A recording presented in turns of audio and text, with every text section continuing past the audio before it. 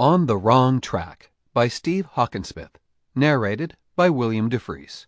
Copyright 2007 by Steve Hockensmith.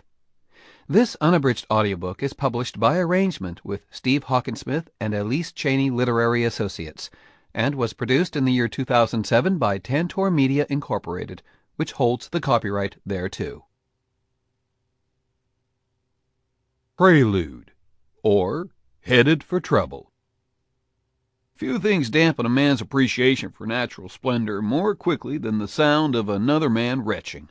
It's just not possible to revel in the magnificence of creation when the fellow next to you sounds like a cat hacking up a hairball.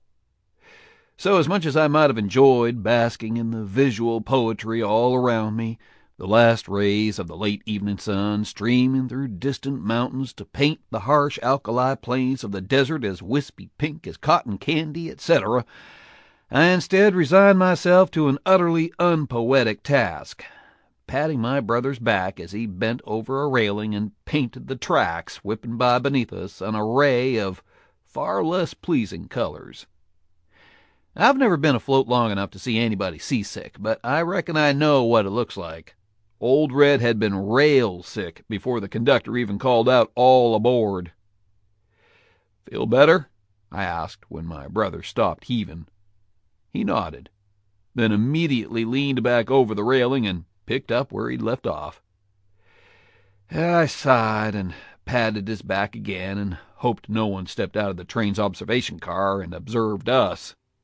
Eventually, Old Red utterly emptied himself, and his retching subsided. He stayed hunched over the rail, though, staring miserably at the tracks that shot straight as an arrow into the heart of the darkening east. "We could get off at the next stop," I suggested. "No need for that," Old Red replied, as I'd assumed he would. While sensible men set out to become bankers or lawyers, business tycoons, or President of the United States, my brother had what was, in his mind, a far loftier goal. He wanted to be a detective. More specifically, he wanted to be the detective, the late, great Sherlock Holmes. Well, no one was going to mistake a couple of $1-a-day cowhands like ourselves for gentlemen deducifiers. Through a combination of tenacity, mostly my brother's, and luck, mostly bad, we did manage to get ourselves hired on as detectives, of a sort. We were aboard the train as confidential agents traveling incognito, as the magazine sleuths call it when they slap on some grease paint and a wig and pretend they're... Sample complete. Ready to continue?